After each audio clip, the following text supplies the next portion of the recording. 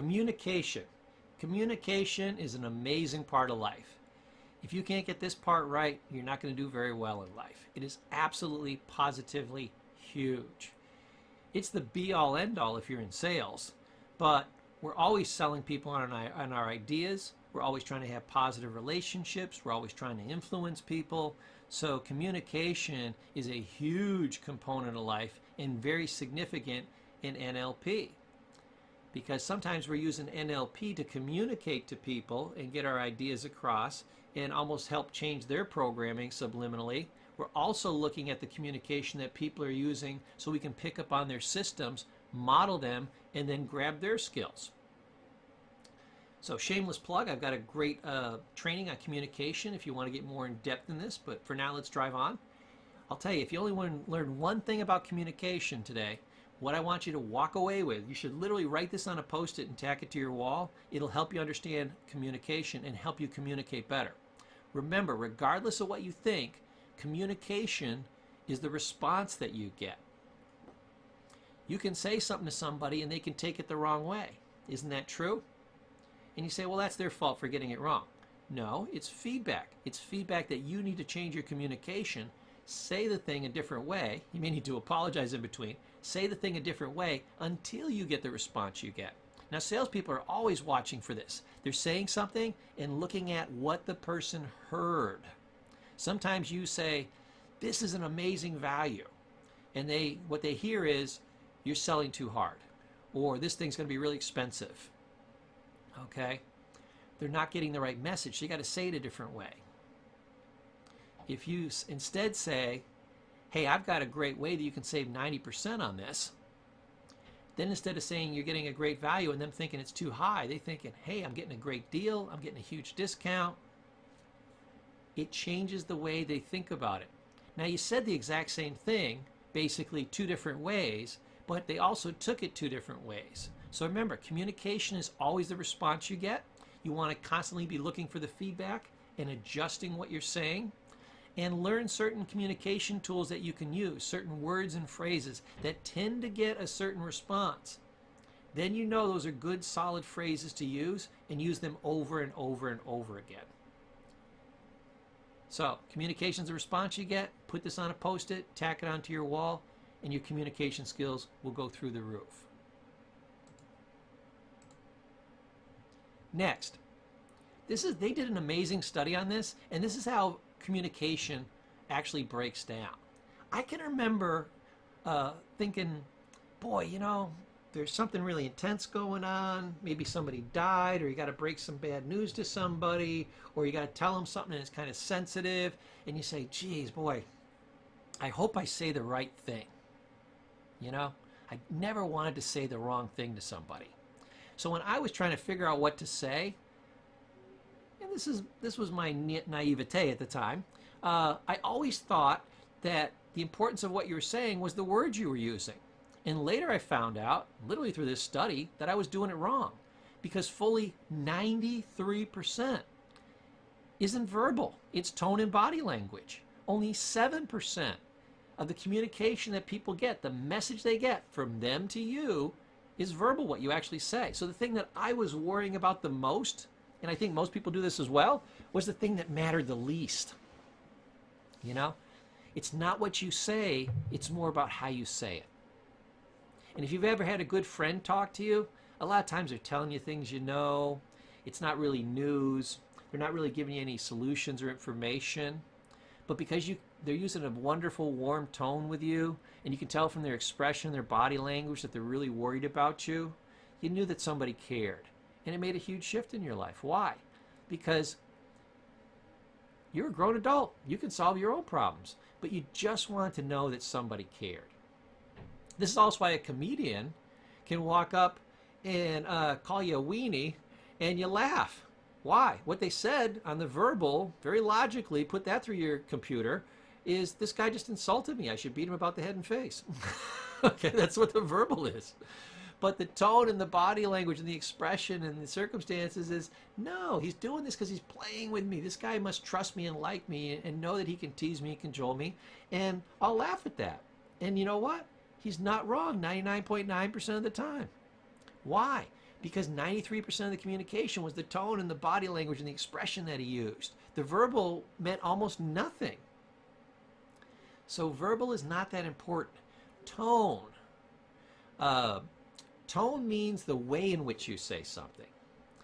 Are you being empathetic? Are you being caring? Are you being sarcastic? Are you trying to be funny? Are you trying to be understanding? Are you being angry? Are you being authoritative? These are all different tones. I remember there was some wonderful happy tones my mom would make, and there were some angry tones she would make. You know, I can remember that with my professors and bosses and everything else. Sometimes it's not what they say, it's how they say it. You know, your boss walks up to you and he says, "Hey, great job, Paul."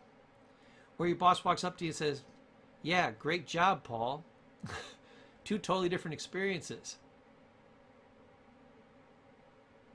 Now, body language is huge too. Remember we said people always talk with their hands? It's a huge part of how you express yourself. So facial expression is huge, along with hand gestures, even how you sit, how you cross your legs, whether you got your hand on your chin. All these different types of body language type things are huge. This is why you can turn the sound off on the TV. You're not hearing the verbal, tone's gone, but you can still kind of sort of almost tell what's going on. Why? Because you're still getting 55% of the communication from the body language. This is the hardest part of acting. People can remember and read the lines, and if you can't, they'll give you a damn teleprompter.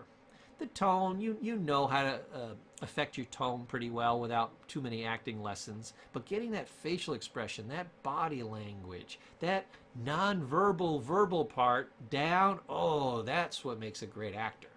So these are the important parts of communication. Let's drive on because there's much, much more. Now, communication can happen a lot of different ways. I remember my friend Nick, he said, when I go into a meeting, I always make sure I got a goal. And if I say everything that I say is based on going towards that goal, I win the conversation. Most people just come into a conversation and they have no goal. They're just going to talk about whatever comes up. I know my exact goal, the outcomes I want. I've got a strategy in place. So look at the first two, goal-oriented, strategy. And then what does he weave in? Well, I've got a process that I do. I like to do this first, second, and third. I'm always weaving in these tools of influence. Another shameless plug. I've got an entire course on tools of influence. And then I'm watching the person. I'm getting that feedback. I'm adjusting as I need to. I'm making sure that they're getting the meaning that I meant. Okay? Communication is the response you get. And that is perfect communication. And I want you to go down through these lists. Communication can be a lot of different things. It can be a goal that you want to get. It can be seeking to influence somebody. It can be reframing something. I do this in therapy a lot. I want to give a different meaning to something. Okay? This horrible experience means that you learned something. This horrible experience means you're stronger now. This horrible experience is why you're getting all these coping skills. And also, this horrible experience is over. So this is a great time in your life. Thank God you're not the beginning of this problem. These are all reframes. It changes what? The meaning. Huge part of communication. Now, the other big part of communication that I'm always worried about, this is called self-talk. I talk about this a lot in my REBT course, Rational Emotive Behavioral Therapy, is how do you talk to yourself?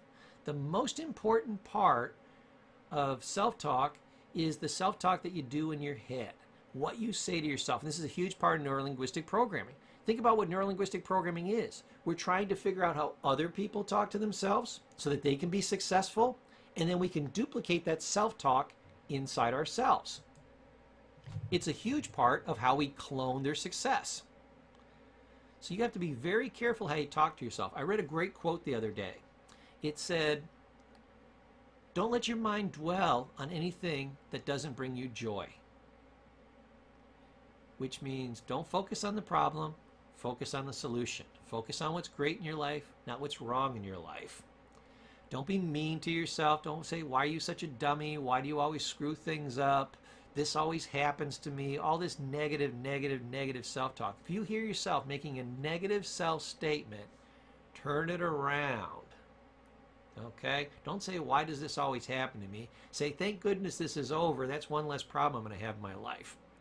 There are two ways to describe the same thing. One will make you feel empowered and feel great. The other will make you feel disempowered, less able to handle the situation, and feel lousy.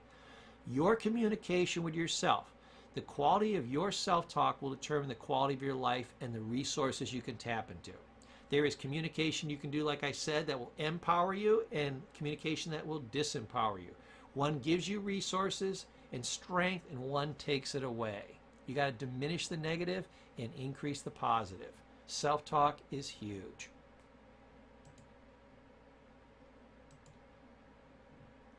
Now, neurolinguistic program. This is a classic neurolinguistic programming move. This is the linguistic piece. Literally, the words you use will determine how you feel. Let me say that again. The words you use, self-talk, the words you use, the specific words you choose will determine how you feel. Now in here, I'm showing them how you use it for intensity. Now this is the anger scale. You can be furious, which is more intense than mad, which is more intense than upset, which is more intense than bothered, which is more intense than miffed, which is more intense than peeved. So what you want to do is, if you're at the top of the scale, you'll want to move yourself down. Now, I could come up with a list like this that was making you feel better, and you'd want to go from the bottom up. So you want to decrease language that works against you, and you may want to upgrade and increase the language that makes you feel fantastic. So work your way down through the scale. If you're saying you're furious, switch it to mad. If you're mad, switch it to upset. If you're upset, switch it to bothered. Just work your way down over time. Great, great technique. You can do this with other people too. Somebody says, oh my God, I'm so furious at my boss. You won't believe what they did. And they go, blah, blah, blah, blah, blah. And you can say, well, I can see why you'd be mad about that. And they'll go, you're damn right, I'm mad, blah, blah, blah, blah, blah, blah. And you're like, wow. I'll tell you, I'll be honest with you, I'd be upset if that happened too. And they'll say, well, you're right, I was very upset. I was blah, blah, blah, blah, blah, blah, blah. And you go, yeah, that would have bothered me. And they'll go, yeah, it bothered me all day long. Notice how I took them from furious to mad to upset to bothered. You go down one tier at a time, because if you say, oh my God, I'm so mad, I'm furious, you don't know what my boss did to me, let me tell you, and your response back is, yeah, I'd have been a little peeved too. They're like, peeved? No, I'm furious, you don't understand what I'm saying. You can only take them down one tick at a time. Sometimes you need to take yourself down through the levels too. So great examples. These are specific skills you can use. Go out and practice them, and every day you'll get better and better at it. Now, here's some other ways, great ways that you can change language. We talked about furious becomes mad, mad becomes upset, upset becomes challenged, but you can do it in other areas too. There's certain things that will block your resources, that make things seem like they can't possibly happen. When you say something is unbearable, this is when you have a nervous breakdown. This is when you get crushed. This is when people go insane. Don't ever say something's unbearable. Hell, you're bearing it. I already know it's not unbearable because you're still here. You'd already shot yourself in the head if it was unbearable. You'd already thrown yourself in front of the train. Okay?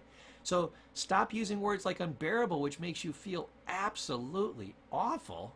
Switch it out and say, well, it's not really unbearable. It's just really hard. This is really hard. I don't want to kid myself. I don't want to be unrealistic and say, oh, that's light and easy. No. But it's not unbearable, it's hard. I can solve hard things. I solve hard problems every day. I don't know about you, but if you've got a life like mine, yeah, you have hard things happen.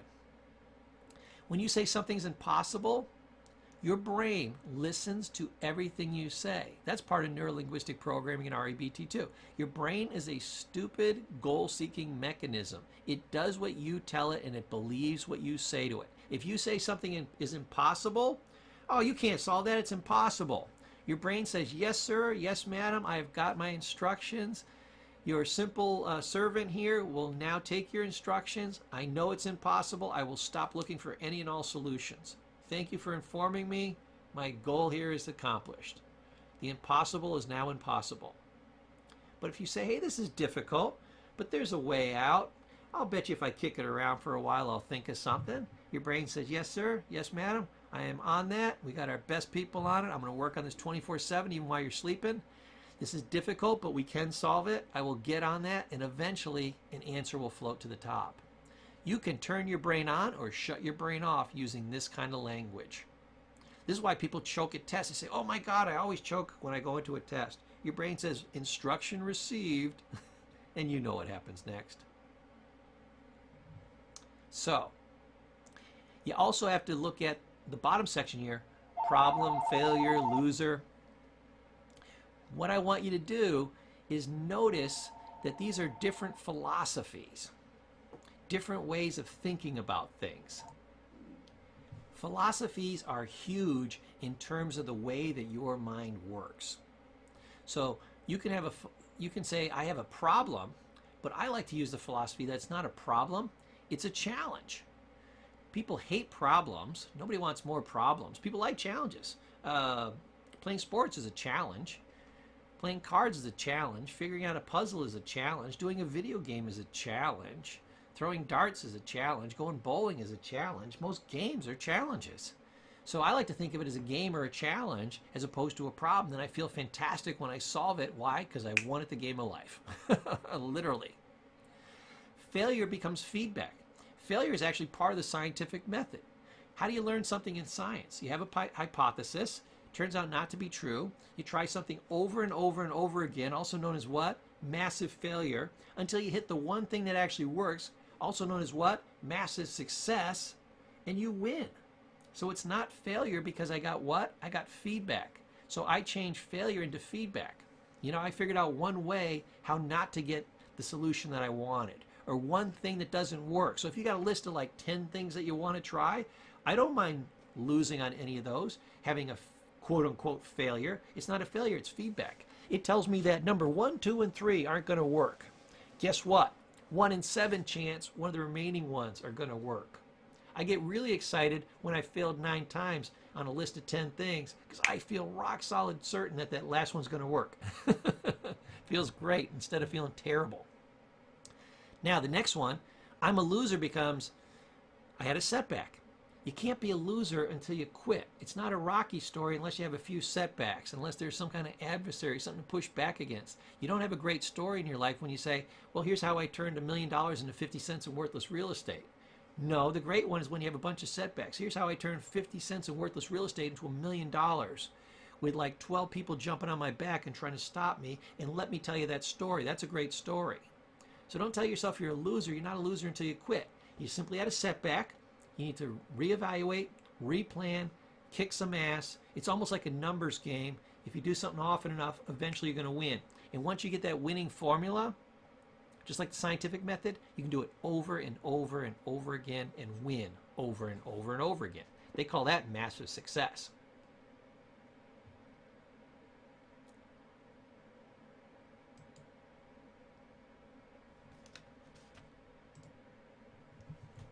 Finally, I want to talk to you about something called your explanatory style and analogies. Explanatory, look at the root word. It comes from the root word explain. It's how you explain things to yourself. Anthony Robbins uses a great one. He says, you know, your girlfriend or your boyfriend dumps you, and how you're going to feel is based on how you explain it to yourself. Do you say, oh, this is horrible, and they left me, and nobody will ever love me? Or, thank God they left so somebody decent can come into my life. You know, those are two totally different explanations for the exact same thing. One makes you feel horrible, and the other one makes you feel fantastic. And actually, the one that makes you feel fantastic is much more likely of being true. And after a couple of days, you realize that, and that's why most people usually start out feeling bad, because we tend to go towards the negative. Then they explain it to themselves different, and then they feel better. And why not do it instantly? Why not learn that this is a technique and you can tap into this power anytime you want? Let me give you one more example of explanatory style. You get laid off from work, you know, common layoffs. You can tell yourself, oh my God, why did this happen to me? You know, this is horrible. I'm going to lose all this money. Or you can say, hey, explain a different way. I used to have one job. I was stuck in that job. I've been doing it for years. Now I get to go out and I get to do something new, different, exciting. Now I have an infinite number of jobs I could be working at. I could find a new job that pays me more, that has more possibilities, that gives me more joy, more fulfillment in life. It's exciting. You can be excited instead of depressed. It's totally up to you. This is how you control your emotions. And you can also use these analogies and these explanatory styles to change the way other people feel about things. So neurolinguistic programming is the science of how your brain works. So when you understand how your brain works, like I said, apply these things to yourself so you have a deep, rich understanding of them, and then immediately go out and try them on somebody else. Now, the next thing is analogies. People will say things like, you say, how's your day going? They go, oh, just another day in the battlefield. Oh, that's going to make you feel terrible. Who wants to go to war? This is not great. Or they say, this job is draining the life out of me. Okay? You need to tone this down a little bit. Say it was a rough day at work, but I came through. You know? Job was tough, but I made it out the other side. Okay? Tone it down. You could say, hey, I had a hard day at work, but I beat it like I always do. I was kicking ass and taking names. That's another way to describe it. Okay? They beat everybody else, but they didn't beat me. Another way to describe it. So use positive analogies in your life. Okay? You will feel great. Remember, this is another form of self-talk, and self-talk determines how you feel, which will determine your entire life.